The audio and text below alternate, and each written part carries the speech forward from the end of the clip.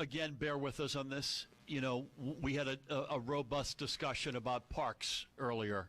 The fact of the matter is, if you look at any list of recommended actions, getting fresh air, with two healthcare experts to my right, I think getting fresh air and being out in the open is a good thing.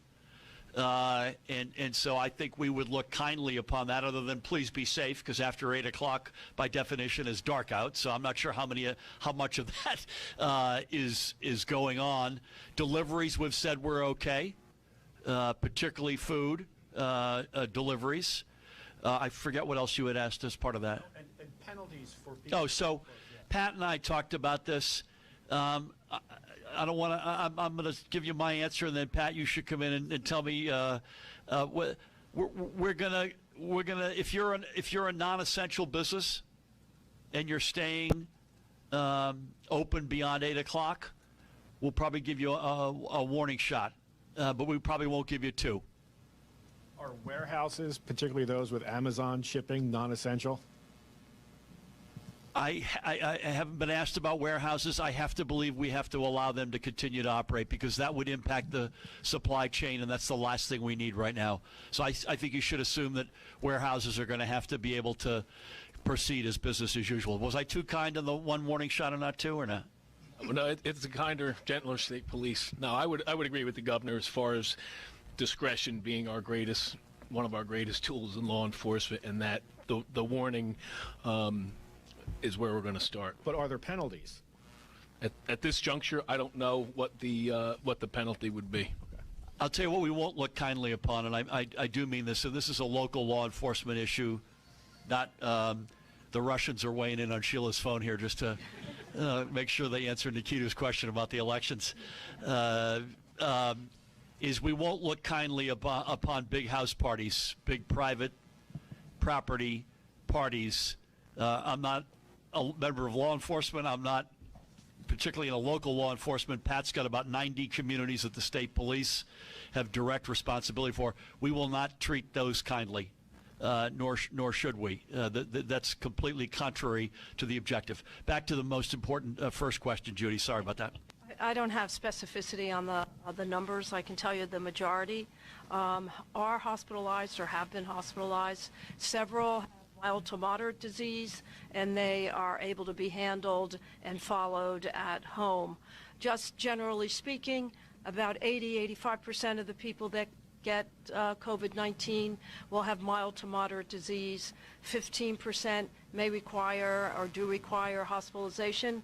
And of that 15%, right now, we don't have very strict percentages, because, as you know, the numerator and denominators are very difficult to get. But a certain amount of them will require critical care, going into pneumonia, organ failure, and unfortunately, we do expect that we will, unfortunately, more deaths as a result. But again, 80–85% mild to moderate. Thank you, Judy. Let's come over here. Let's go, Brenda, and then we'll go across the back, please. Hey, Governor. So hey, Brenda. We've got people who are, typing in on social media. What do you consider to be non-essential driving, the kind of driving? I mean, what am I allowed to be on the road for? What should I avoid going out between 8 and 5 on the road? I think you got to use your judgment and your common sense. So, at one end is you're going over to a buddy's house to drink. No, sorry.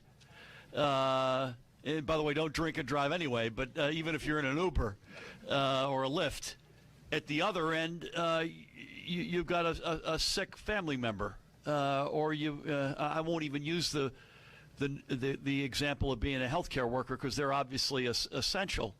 But we basically are saying as loudly and clearly, unless you need to be out, we want you to be at home. Please. Thank you, Governor. Just a couple questions relating to the legislature. You mentioned earlier you're expecting a pretty significant economic impact from all of this. Have you consulted with Treasury about revenue projections going into 2021? What else do you have? And then the second one has to do with the legislative package that's moving through the Assembly today, all addressing coronavirus. How closely were you working with them on that, or do you plan on signing those bills should they reach? Yeah, so on the first question, we had I think I mentioned this, we had a good meeting with the treasurer and her team. It's too early to give you a crisp answer on this. We'll do everything we can within our powers. I'm not here to make a budget speech and for Sheila and me to pound the table on what we've asked for, but recurring revenues really matter now more than ever before. And that's a point that I think is an obvious one, but I want to make that point. And secondly, we're going to need the federal government with us in a big way. And I think everybody recognizes that. And I don't mean just New Jersey. We're going to need help. This is beyond any one state. I think Governor Cuomo said the other day that there's no amount of money New York State has that can compensate for the revenue and business loss, and certainly that's the case for New Jersey. The fact of the matter is we have the same posture as I would always give you about legislature and pieces of legislature. We look at them one at a time. I want to give a big shout out to the legislature and the leadership on both sides of the aisle. Our teams have gone through the steps we're announcing today. They've been very responsive. I know their heart is in the right place. Will tell you, we've been working 24 hours a day, including through the weekend. We just haven't had the ability to look at each of these bills on their own, as we may have in a quieter time. Conceptually, some of them are very consistent with where we want to go and where we agree we should go. And I mentioned the other day, and this is a good example that Sheila and I have talked about, and Lamont knows this well, and now Zakia with the higher ed is reducing the digital divide. I think I mentioned this on Friday. If you do the math, we think there are 210,000 of our school kids out of 1.4 million who have acute food insecurity, and about, I think based on a survey that you had done, 259,000 of our K through 12 kids in this case didn't have access to a device at home. Anything we could do as a state, I hope with the help of the federal government. And I also want to give a shout out to private